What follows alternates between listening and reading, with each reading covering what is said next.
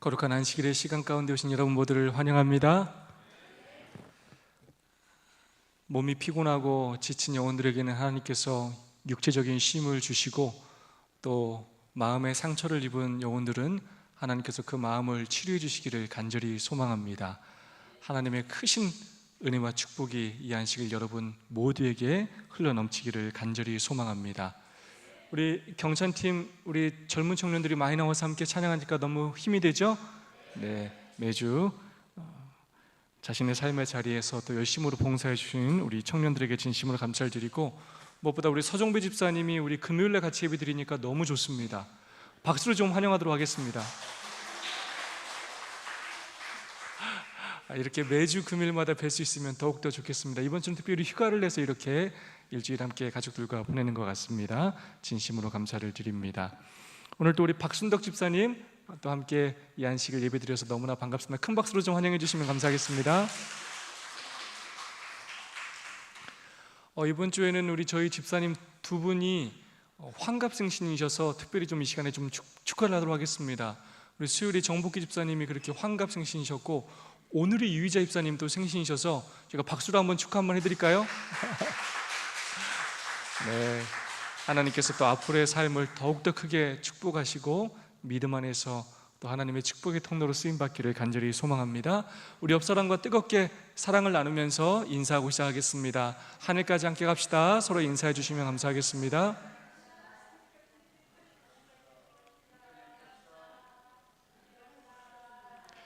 네, 이번 주 TMI 제안하는 내용입니다. 청년이나 학생들을 집으로 초대하세요. 네, 참 쉽지 않은 일이죠. 요즘은 할 수 있다면 우리가 또 그런 노력을 한번 했으면 좋겠고요. 또 이미 저희 교회에서는 안식일 오후에 또 많은 성도님들이 어린이와 학생들을 위해서 또 간식 후원을 해주시는 것에 대해서 진심으로 감사를 드리고, 또 끝까지 함께 남으셔서 또 음식을 준비해 주시고 학생들과 어린이들과 또 친교의 시간을 보내주시는 성도님들께도 감사를 드립니다. 하나님께서 다 기억하시고 축복하시리라 확신합니다. 청년 학생들과 함께 금연 캠페인에 참여하세요. 도움이 필요한지 묻고 장애인들을 도와주세요. 네, 국화입니다. 혼돈이라는 도시. 세 가지 우주적 기별, 세 천사의 기별을 가지고 저희는 한 기 동안 이렇게 공부를 하고 있고요. 벌써 국화가 되었습니다. 오늘은 혼돈이라는 도시라는 제목으로 함께 말씀을 연구하는 시간을 갖도록 하겠습니다. 기억점 말씀 다 함께 한번 읽어볼까요? 그들이 시작. 그들이 어린 양과 더불어 싸우려니와 어린 양은 만주에 주시어 만왕의 왕이심으로 그들을 이기실 터이요 또 그와 함께 있는 자들 곧 부르심을 받고 택하심을 받은 아멘. 뭐가 반복되고 어떤 말이 반복되고 있습니까? 이기실 터이요 이기리로다. 여러분 아멘입니까? 네. 누구하고 싸워서는 우리가 도저히 이길 수가 없다고요? 그 누구도 누구를 이길 수 없어요? 네, 만왕의 왕, 만주의 주를, 어린 양이신 그분을 그 누구도 이길 수 없다는 것입니다. 우리는 선악간의 대징투 속에서 살아가지만, 때로 사단의 핍박을 받고 고통을 받으며 살아가지만, 우리에게는 누가 계시다고요? 만왕의 왕이요 만주의 주이신 우리의 대장이신 예수 그리스도가 계시기 때문에 예수님께서 마침내 이기실 것이고, 택하심을 받은 우리 진실한 자들도 마침내 이기게 된다는 것입니다. 현실은 그래 보이지 않을 수 있습니다. 그러나 예수님께서 세상 역사를 주관하고 계시고 마침내 이 역사를 끝내실 것입니다. 너무 두려워 떨지 마시고 하나님의 그 역사하심과 섭리를 믿으시면서 포기하지 말고 끝까지 이 믿음의 길을 잘 걸어나가는 우리 모두가 될 수 있기를 간절히 소망합니다. 오늘은 그래서 계시록 17장에 등장하는 도대체 그 어린 양과 더불어 싸우려고 하는 그 존재가 누구인지 함께 살펴보면서 진리와 거짓과의 싸움이 이 마지막 시대에 어떤 세력들을 통하여 이루어지는지를 함께 생각해 보는 시간을 갖도록 하겠습니다. 계시록에 등장하는 두 여인이 있습니다. 계시록 12장에는 태양을 입은 여인, 순결한 여인이 등장하는데요, 이 여인은 예수님의 신부요 참된 교회를 상징합니다. 예수님께서 십자가에 달려 돌아가심으로써 그리하여 새로 탄생한 것이 바로 교회인데, 성경은 두 부류의 여자, 두 부류의 신부가 있음을 이야기합니다. 정결한, 순결한 신부가 있고, 또 한 신부는 어떤 신부가 있어요? 음행, 신랑을 저버리고 타락한, 배도한 그런 여인이 있을 것을 얘기하고 있습니다. 그 내용이 계시록 17장에 등장하고요, 그는 붉은빛 옷을 입은 여인으로 등장하고, 그는 음행을 했습니다. 신랑을 버리고 바람을 피웠어요. 그래서 그 배도한 교회, 곧 바빌론을 의미합니다.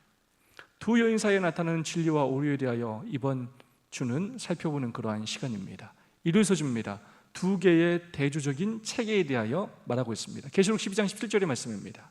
용이 여자에게 분노하여 돌아가서 그 여자의 남은 자손 곧 하나님의 계명을 지키며 예수의 증거를 가진 자들과 더불어 싸우려고 바다 모래 위에 서 있더라. 네, 선악간의 대쟁투가 예수 그리스도와 사단 사이에 일어나는데, 또한 그를 따르는 무리들을 또 설명하고 있습니다.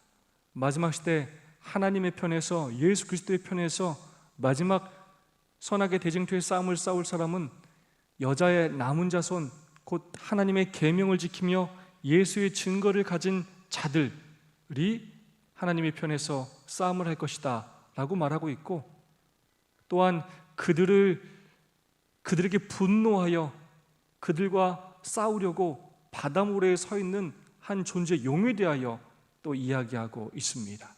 오늘 격실 말씀이었죠? 17장 14절입니다. 그들이 어린 양과 더불어 싸우려니와 어린 양은 만주의 주시요 만왕의 왕이시므로 그들을 이기실 터이요 또 그와 함께 있는 자들 곧 부르심을 받고 택하심을 받은 진실한 자들도 이기리로다. 네, 그러면서 두 개의 대조적인 체조 중에서 하나님 편에 있는 사람들, 하나님의 계명을 지키며 예수의 증거를 가진 자들, 예수님과 그의 택하신 백성들에 대하여 부르심을 받고 택하심을 받은 그 진실한 자들이 마침내 승리할 것을 계시록은 이야기하고 있습니다. 자, 또 다른 대조적인 편은 어디인지 살펴보겠습니다. 계시록 14장 8절입니다. 또 다른 천사 곧 둘째가 그 뒤를 따라 말하되 무너졌도다 무너졌도다 큰 성 바벨론이여 모든 나라에게 그의 음행으로 말미암아 진노의 포도주를 먹이던 자로다 하더라. 계시록 17장 1절로 2절 말씀입니다. 또 일곱 대접을 가진 일곱 천사 중 하나가 와서 내게 말하여 이르되 이리로 오라. 많은 물 위에 앉은 큰 음녀가 받을 심판을 내게 보이리라. 땅의 임금들도 그와 더불어 음행하였고 땅에 사는 자들도 그 음행의 포도주에 취하였다고. 네, 마침내 무너질 그 대상, 그 싸움에서 패배할 대상은 큰 성 바벨론이라고 얘기하고 있고, 무너지는 이유가 그 음행으로 말미암아 마침내 진노의 포도주로 먹이던 자, 그가 결국 무너지게 될 것이다 라고 말하고 있고, 그 다음에 음행의 포도주에 취하고 음행하였고 땅의 임금들과 함께 음행하였고 땅에 사는 자들도 그 음행의 포도주로 취하였다라고 말하는 그 한 대상이 나옵니다. 바로 바벨론을 상징하는 사단과 또 그를 따르는 무리들에 대하여 이야기하고 있습니다. 교과 120페이지는 이렇게 말하고 있습니다. 이 여자는 붉은색 짐승을 타고 있다. 성경은 그녀를 음녀라고 부른다. 그녀는 진정한 살아 신랑인 예수 그리스도를 떠났다. 여기에서 사도 요한은 세상에 강력한 영향력을 행사하는 배도한 종교 제도를 생생하게 묘사한다. 술 취한 것은 성경에서 항상 부정적인 것이다. 음행은 거짓 가르침, 거짓 교리 및 관습을 상징한다. 네, 월요일 서지도 나오지만 이 음행, 바람을 피우는 것인데, 결국 종교와 정치는 분리되어야 하는데 이 종교와 정치 세력과 연합해서 결국 하나님을 가장 먼저 따르기보다는 정치적인 세력을 힘입어서 그와 함께 연합하여 함께 그 힘을 발휘하는 그 제도를 그렇게 음행했다라고 표현하고 있고, 배도한 종교 제도를 그렇게 우리가 묘사할 때 상징하고 있습니다. 음행은 거짓 가르침, 거짓 교리 및 관습을 상징하는 것입니다. 교훈의 말씀은 이렇게 얘기하고 있습니다.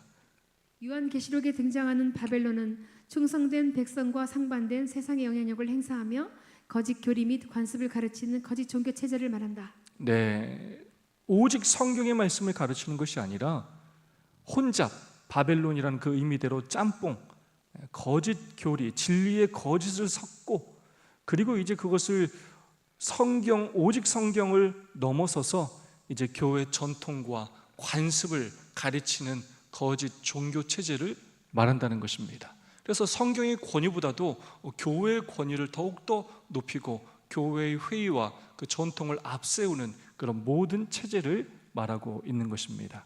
에베소서 6장 10절로 11절의 말씀입니다. 끝으로 너희가 주 안에서와 그의 힘의 능력으로 강건하여지고 마귀의 관계를 능히 대적하기 위하여 하나님의 전신갑주를 입으라. 네, 마지막 시대 결국 이 선악의 대쟁투에서 사단은 정치를 힘입어서 법을 사용하여 더욱더 핍박하고 우리를 옥죄우면서 우리로 하여금 힘든 삶을 살게 할 것입니다.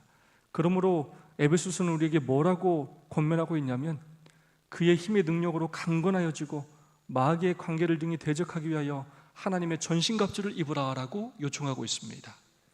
선악의 대쟁투에서 우리가 승리하기 위해서는 하나님의 전신갑주를 입어야 한다라고 말하고 있는 것입니다. 그러면서 또 이렇게 말씀하고 있습니다. 서서 진리로 너희 허리띠를 띠고 의의 호신경을 붙이고 평안의 복음이 준비한 신으로 겉으로 신을 신고 모든 것 위에 믿음의 방패를 가지고 이로써 능히 악한 자의 모든 불화살을 소멸하고 구원의 투구와 성령의 검 곧 하나님의 말씀을 가지라. 네, 어떤 전투 준비를 해야 할지 우리에게 하나하나 그렇게 자세히 얘기하면서 마지막으로는 성령의 검, 곧 뭘 가지라고요?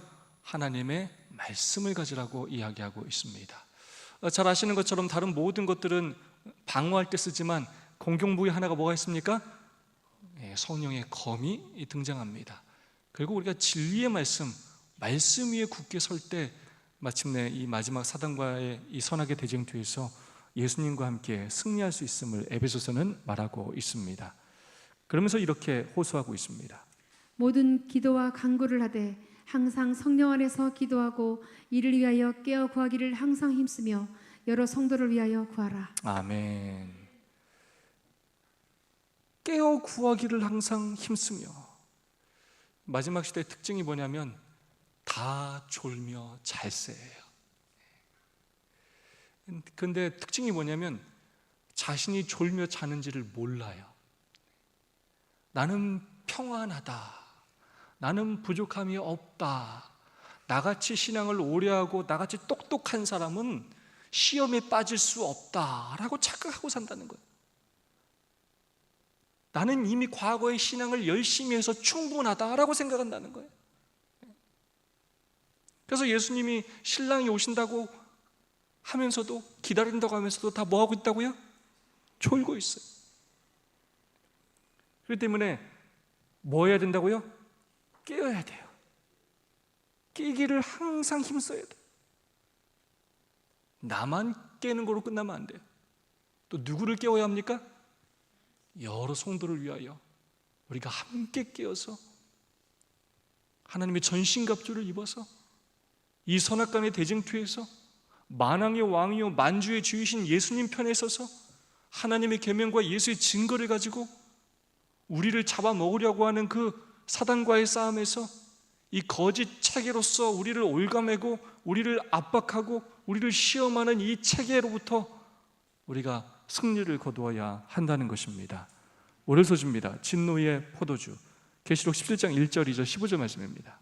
또 일곱 대접을 가진 일곱 천사 중 하나가 와서 내게 말하여 이르되 이르로라 많은 물 위에 앉은 큰 음녀가 받을 심판을 내게 보이리라. 땅의 임금들도 그와 더불어 음행하였고 땅에 사는 자들도 그 음행의 포도주에 취하였다고. 또 천사가 내게 말하되 내가 본 바 음녀가 앉아있는 물은 백성과 무리와 열국과 방언들이니라. 네, 바벨 뜻이 다시 한번 뭐였죠? 혼잡. 바벨론 특징은 자꾸 섞는 거예요.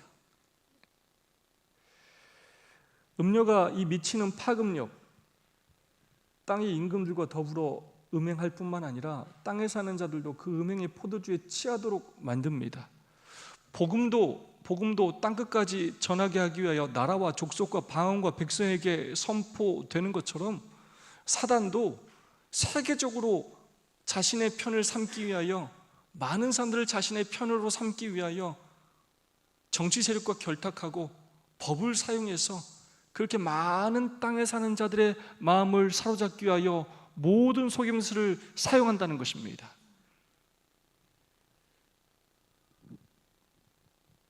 순결과 반대되는 그런 뜻으로서 온갖 잡다한 것들이 연합하여 섞이는 것을 의미하는 것입니다. 특별히 정치와 종교뿐만 아니라 모든 종교들을 통합하는 그런 일들을 통하여 하나의 교회, 캐톨릭 중심의 하나의 교회를 만들어서 모든 종교에 구원이 있다고, 예수님만이 구원이 아니라 모든 종교에서 선을 행하면 구원을 받는다는 그러한 말들로 사람들을 속이면서 예수 그리스도의 중보 사역을 없이 하고 재림을 없이 하면서 심판을 없이 하면서 그렇게 잘못된 믿음 생활을 하도록 만드는 일을 계속하고 있다는 것입니다. 각시대지도 588페이지의 말씀입니다. 오늘날에 소위 그리스도인이라고 공언하는 자들과 불신자들과의 한계를 거의 구별할 수 없게 되어 있다.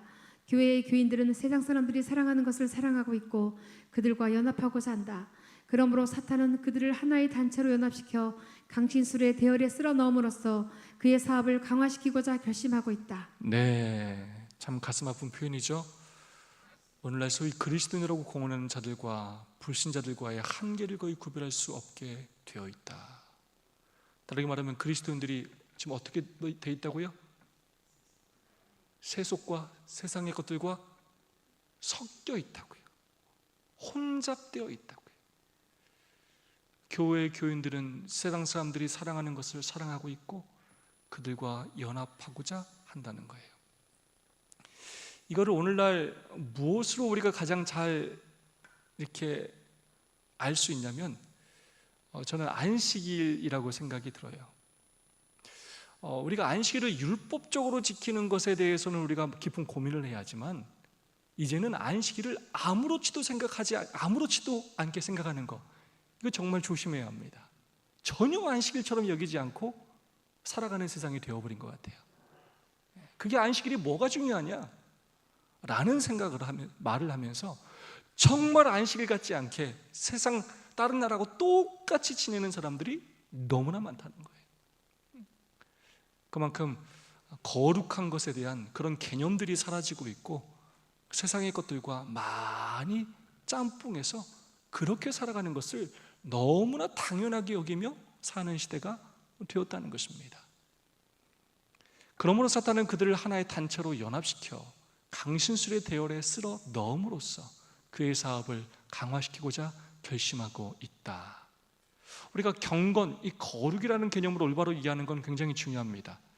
우리가 거룩하고 정결하게 된다는 것은 세상 사람들과 아예 섞이지도 않고 교제도 하지 말라는 의미가 아닙니다. 우리가 더 예수 그리스도의 품성을 닮아서 그들과 함께 하면서 우리가 그들을 닮아가는 것이 아니라 우리의 거룩함을 그들에게 나눠줄 수 있는 존재들로 바뀌어야 한다는 것입니다. 그러나 우리가 확실한 정체성을 갖고 있지 않으면 우리가 그들과 함께 할 때 그들로부터 오히려 그들의 것들을 부러워하고 그들을 닮아가게 된다는 것입니다. 또 하나 잘못된 생각은 거룩이라는 그런 이름 때문에, 경건이라는 그런 사상 때문에 세상 사람들과 전혀 접촉하지 않고 그냥 나만을 위하여 그렇게 살아가려고 하는 것, 이것 또한 너무나 심각한 문제라는 것입니다. 588페이지 또 이렇게 말씀하고 있습니다. 이적이 참 교회의 분명한 표라고 자랑하는 법왕 교도들은 이적을 행하는 이 능력에 쉽게 기만당할 것이며 진리의 방패를 버린 개신교도들 역시 미혹당할 것이다. 법왕 교도들과 개신교도들과 세속인들은 한결같이 경건의 능력은 버리고 경건의 모양만 받아들일 것이다. 그들은 이 연합을 온 세계를 교화시키는 큰 운동이요 오랫동안 고대했던 복천년을 돌이켜 하는 운동이라고 볼 것이다. 아멘. 참교의 분명한 표라고 자랑하는 법왕 교도들은 이적을 행하는 이 능력에 쉽게 기만당할 것이며, 그럼 마지막 시대 뭐가 많이 일어날 거라고요? 이적이 많이 일어날 것입니다. 저는 가끔 이런 생각을 해요. 여러분, 세상에서 막 부동산, 주식으로도 돈 잘 버는 사람들 많죠? 대단한 기술자들이 많아요. 저희는 막 그런 거 보면 막 눈이 돌아가지 않습니까? 대단하다. 그들을 부러워하지 않습니까? 못 쫓아가서 막 안달이 나지 않습니까? 우리도 저렇게 해야 되는데. 굉장히 다양한 방법들로 그들이 이적들을 행하면서 말씀에 굳게 서 있지 않은 많은 사람들을 결국 유혹할 것입니다. 누구도 미혹당할 것이라고요? 진리의 방패를 벌인 개신교도들, 말씀 위에 굳게 서지 않은 사람들은 그런 이적 같은 그런 일들이 일어나는 것을 볼 때 많은 사람들이 그렇게 넘어지고 그 시험에 미끄러질 수 있다는 것입니다. 이 연합을 온 세계를 교화시키는 큰 운동이요, 오랫동안 고대했던 복천율을 돌이켜 하는 운동이라고 많은 사람들이 보게 될 것이고, 정말로 캐톨릭 중심으로 종교들을 연합시키는 그 운동이 마지막 시대에 있게 될 것이라는 것입니다. 교훈의 말씀입니다. 인간 지도자의 거짓된 가르침이 하나님의 순수한 복음을 대신하여 전 세계에 거짓된 영향을 미칠 때에 그것은 바벨론의 진노의 포도주가 된다. 네, 결국 우리는 누구를 섬겨야 할지 올바로 깨닫고 늘 하나님을 선택하며 그분을 따르기로 결심해야 하겠습니다. 그래서 하나님은 우리에게 이렇게 호소하십니다. 또 내가 들으니 하늘로부터 다른 음성이 나서 이르되 내 백성아 거기서 나와 그 죄에 참여하지 말고 그 받을 재앙들을 받지 말라. 지금은 그 세력이 아주 어마어마하고 그 세력에 완전히 달라붙지 않으면 우리가 망할 것처럼 보이고 이 세상에서 살아남지 못할 것처럼 보이지만 그렇지 않다는 것입니다. 그 큰 성 바벨론은 마침내 뭐 할 것이라고요? 무너질 것이라는 거예요. 그 거짓 체계들은 이제 다 망하게 될 것이라는 것입니다. 그러므로 내 백성아 제발 거기서 나와서 그 음행의 죄에 참여하지 말고 그 받을 재앙들을 받지 말고 구원받으라고 우리에게 호소하고 있는 것입니다. 나만 구원받지 말고 잘못된 길에 빠져 있는 많은 사람들을 함께 건져내어서 함께 하늘에 갈 수 있도록 그 사명을 감당하라고 저와 여러분을 부르신 것입니다. 그것이 바로 새 천사의 기별을 증거해야 되는 저희들의 사명인 것입니다. 저희가 외쳐야 할 바로 이 마지막 시대의 기별인 것입니다. 화해소지입니다. 비밀이라 큰 바벨론이라. 바벨론의 본질에 대한 이해를 얻기 위해 우리는 성경에서 바벨론을 처음 언급한 창세기로 돌아가야 한다. 이 모든 것은 오늘날 바벨로니아라고 불리는 이라크 남부 지역의 메소포타미아 남부 시날 평지에서 시작되었다. 인간의 자기 민족, 자기 만족, 자기 보존, 하나님으로부터 독립의 상징인 바벨탑이 세워진 곳이 바로 그것이다. 네, 이제 우리가 바벨 탑이라고 하는데 사실은 바벨 성, 그곳에서 사람들이 이렇게 거주할 수 있는 그런 곳이었습니다. 바벨론의 본질을 올바로 이해하는 것이 굉장히 중요하다는 것입니다.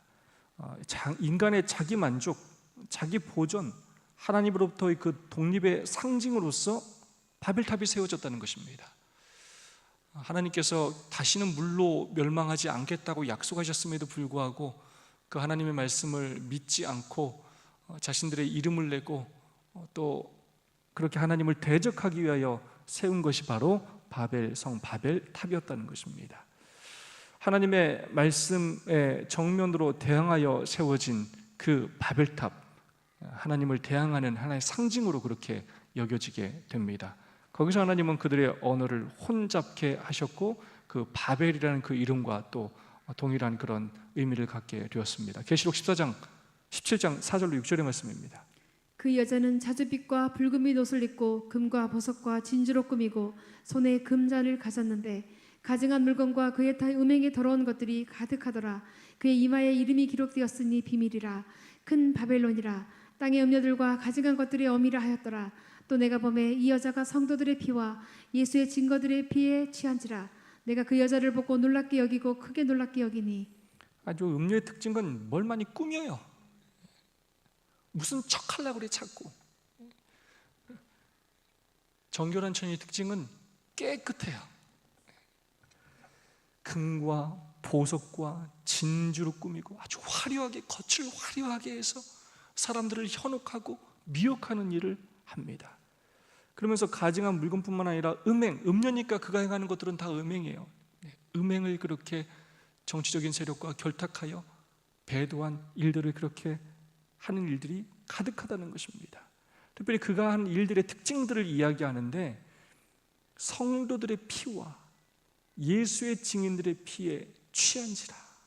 피에 취했다는 거예요. 얼마나 무서운 표현입니까? 모든 세대의 순교자들의 피에 취해 있고, 더 나아가 지구 역사가 끝날 때 순교하게 될 자들의 피에까지 취해 있음을 말하고 있습니다.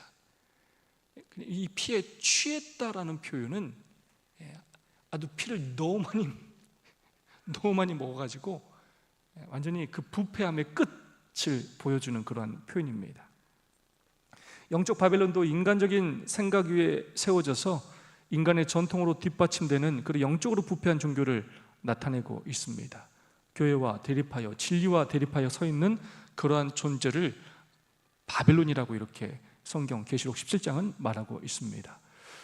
지금까지 반복해서 다시 한번 얘기하지만, 말한 걸 다시 한번 반복해서 이야기하자면, 요한계시록이 말하는 두 가지 종교 체제는, 첫 번째는 그리스도의 은혜, 희생, 속죄 전적으로 의존하는 성경에 기초한 그리스도 중심의 믿음을 상징하는 하나의 체제를 말합니다.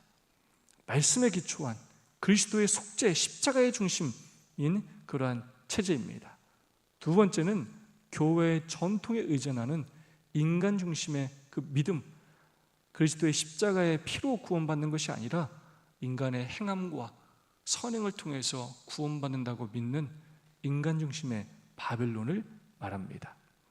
고대 바벨탑, 결국은 하나님 대신 나의 이름을 높이자는 것이요, 하나님의 뜻에 도전하는 그런 자들이었습니다. 그러나 때로 우리가 예수님을 믿는다고 하면서도, 그리스도 중심의 삶을 살고 말씀대로 산다고 하면서도, 우리 또한 때로는 우리 인간 중심의 삶을, 행함 중심의 삶을 살 때가 있을 수 있다는 것입니다.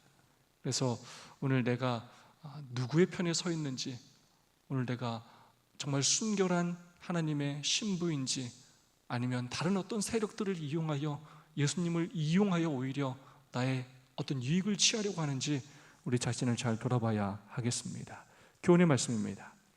요한계시록의 바벨론은 하나님의 말씀에 의지하지 않고 인간의 가르침과 전통으로 하나님을 대적하는 인본주의적인 신앙체계이다. 아멘.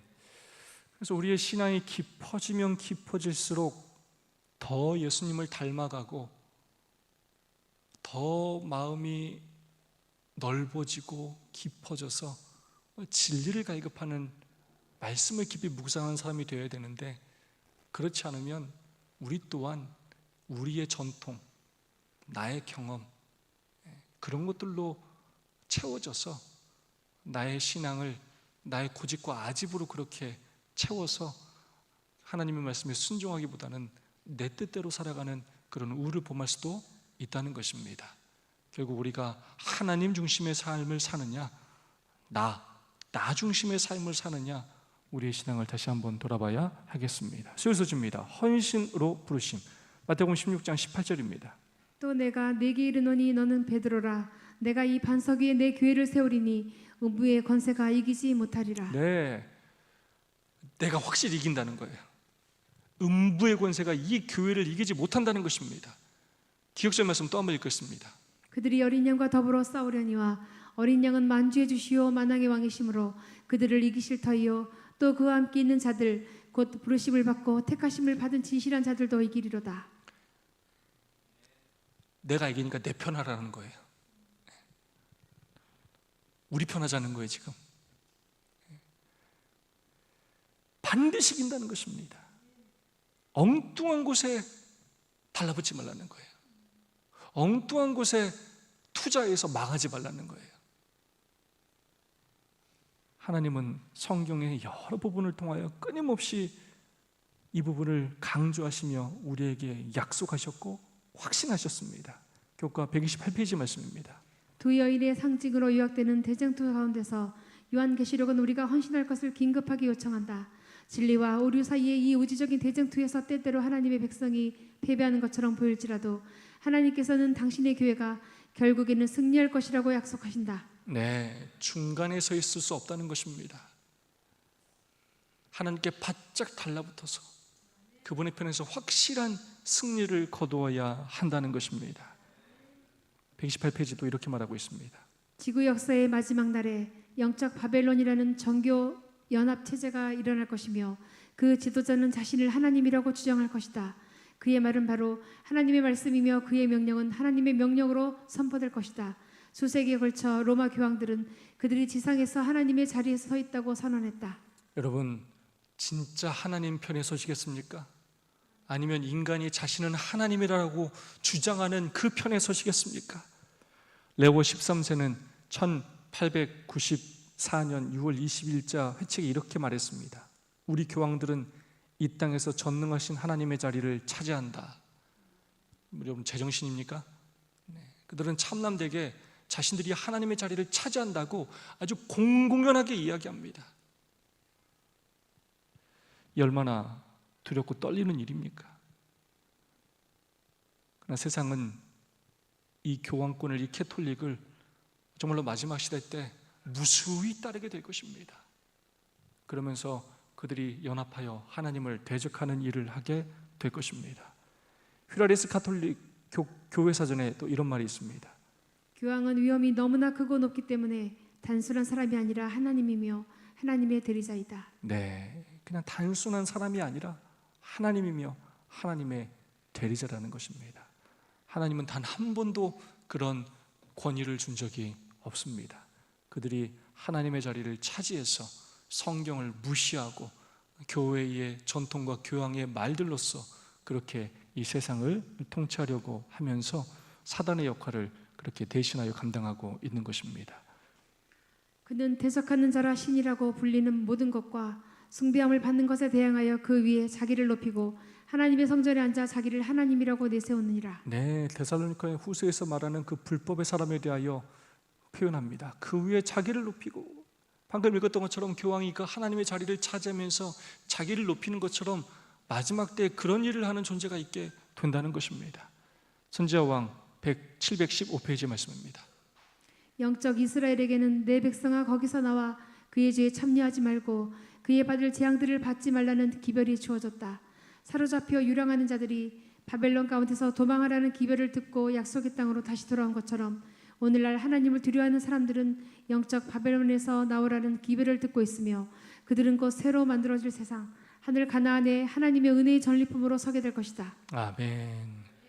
영적 바벨론. 실제로 우리가 그 성에 살지 않는다 하더라도 내 삶에 여러 혼잡되어 있는 세상 것들과 짬뽕되어 있는 여전히 우리가 버리지 못하는 우리의 죄악들과 인간 중심적인, 아니 나 중심적인 그런 모든 것들에서 바벨론이 무너지기 전에 어서 나와서 예수님 편에 달라붙으라고 우리에게 호소하고 있는 것입니다. 마지막 소식입니다. 목요일, 바벨론 우상 숭배의 중심. 계시록 17장 5절은 이 큰 바벨론이다 이렇게 표현하는데요, 종말이 존재하게 될 배교한 종교들의 그 연합체를 큰 바벨론이다라고 표현합니다. 왜냐하면 정말로 많은 종교 세력들이 다 연합하기 때문이에요. 그래서 이 캐톨릭의 뜻이 보편적인 우주적인 뜻을 갖고 있는데, 이 캐톨릭의 아주 중요한 정책은 뭐냐면 결국 다 그들을 짬뽕시키는 거예요. 토착신앙, 가는 곳마다 그들의 종교를 인정해 주면서 그들에게도 다 교회가 있다고 하면서 진리의 다양성을 이야기하면서 다 하나로 그렇게 뭉치는 역할을 하게 한다는 것입니다. 그래서 계시록 17장, 종교를 통해 인류의 충성을 얻으려는 사단의 마지막 큰 노력을 다룬다는 점에서 큰 바벨론이라고 그렇게 언급하고 있다는 것입니다. 마지막 시대 많은 사람들이 이 기독교에 대해서는 하나님만 믿어야, 예수님만 믿어야 구원받는다라고 얘기하는 기독교를 굉장히 옹졸한 종교다, 자기들만 아는 종교다라고 그렇게 평가를 할 것이고, 캐톨릭처럼 세계 평화를 주장하고 가난한 사람들을 돕고 그렇게 모든 종교들을 인정하고 통합하는 이런 종교야말로 정말로 좋은 종교다라고 강조하면서 더욱더 많은 사람들이 캐톨릭에 호감을 갖게 될 것이고 그들이 더욱더 하나로 연합하는 일들이 일어나게 될 것입니다. 내일이 부처님 오신 날이죠? 네, 많은 이제 교회에서 부처님 오신 날 축하 또 함께 예배도 드리는 그런 일들이 있게 될 것입니다. 점점 이런 일들이 많아지게 될 것입니다. 이 바벨론 예배 핵심은 무엇이냐? 우상숭배입니다. 그래서 에레미야 50장과 51장은 메대와 페르시아에 의한 바벨론의 멸망이 예언되어 있는데, 자세한 내용을 살펴보면 에레미야 50장 33절로 38절, 51장 17절 47절은 우상 숭배하는 그들의 모습을 아주 자세히 묘사하고 있습니다. 그리고 에레미야 50장 38절은 뭐라고 표현하냐면 그들은 우상에 미쳤습니다 라고 그렇게 표현하고 있습니다. 그래서 바빌론이 궁극적으로 멸망하는 이유는 바로 우상 숭배였다라고 그렇게 예레미야는 말하고 있는 것입니다. 마침내 바빌론이 그렇게 하나님 외에 다른 것을 섬김으로 마침내 멸망하게 된다는 것입니다. 십계명은 이렇게 이야기합니다. 너를 위하여 새긴 우상을 만들지 말고 어떤 형상도 만들지 말며 그것들에게 절하지 말며 그것들을 섬기지 말라. 네, 하나님은 그 무엇도 우상으로 만들지 말고 어떤 형상도 만들지 말고 그것들에게 절하지 말고 그것들을 섬기지 말라고 분명히 우리에게 말씀하셨습니다. 왜냐하면 그 모든 것들은 다 참신이 아니기 때문입니다. 유일한 신은 우리 하나님, 창조주시오 구속주이신, 그리고 우리는 마침내 우리를 심판하실 하나님밖에 없으시다는 것입니다. 시편 115편 8절의 말씀입니다. 우상들을 만드는 자들과 그것을 의지하는 자들이 다 그와 같으리로다. 네, 다 결국은 그들이 망하게 될 것입니다. 마지막 교훈의 말씀입니다. 바벨론은 우상 숭배의 중심이었다. 하나님께 돌릴 위엄과 신성성을 생기 없는 우상에 돌리게 하는 것은 모든 면에서 영적인 타락을 불러왔다. 굉장히 중요한 표현이 나옵니다. 생기 없는 우상에게 돌리게 하는 것, 위엄과 그 신성성을 생기 없는 우상에게 돌리게 하는 것은 모든 면에서 영적인 타락을 불러왔다. 여러분, 우리 하나님은 살아계신 분이세요. 그래서 하나님은 하나님의 입 기운에 생명력이 있어요. 모든 잡신들에겐 그런 것이 없어요. 그래서 하나님과 가까이 있는 모든 존재는 생명력을 얻게 되고 그분의 거룩함을 닮아가게 되지만 하나님께로부터 멀어지는 모든 존재는 결국 영적으로 타락하게 되고 그 생명력을 잃어가게 되고 자연스럽게 죽고 멸망하게 됩니다. 그것이 아무리 화려하고 화려하게 치장을 하고 크고 웅장하고 힘이 많고 돈이 많다 하더라도 예수님에게서 멀어진 모든 것들은, 하나님에게서 분리된 모든 죄악들은 마침내는 부패하고 멸망하게 된다는 것입니다. 오늘 우리가 얼마나 놀라운 하나님의 축복 가운데 사는지를 우리는 기억해야 합니다. 여러분, 우리는 그냥 기독교인이 아니라 우리는 정말로 이 마지막 선악간의 대쟁투에 아주 주인공으로서 살아가는 제7일 안식 예수 재림교회의 성도들인 것입니다. 우리는 정말로 이 역사의 남은 자손들인 것입니다. 하나님의 축복에 감사하시면서 영적인 부담감과 또 사명감을 가지고 우리가 더욱더 바빌론에서 그냥 아무것도 모른 채 죽어가는 많은 사람들을 불러내어서 함께 구원받는 일에 더욱더 힘쓰는 우리 모두가 될 수 있기를 간절히 소망합니다. 우리 두 분과 세 분씩 짝을 지으셔서 오늘 받은 은혜와 결심을 나누도록 하겠습니다. 특별히 그대의 삶 속에서 자기도 모르는 사이에 내가 하나님을 경배하는 것보다 더 우선순위에 놓고 있는 것은 무엇인지 여러분 한번 여러분 스스로를 한번 돌아봐 주시고 그것들을 고백해 주시고 새로운 결심을 그렇게 하시는 시간을 가지시면 좋겠습니다. 우리 남경 집사님, 우리 박순덕 우리 집사님 같이 좀 해주시면 좋겠습니다.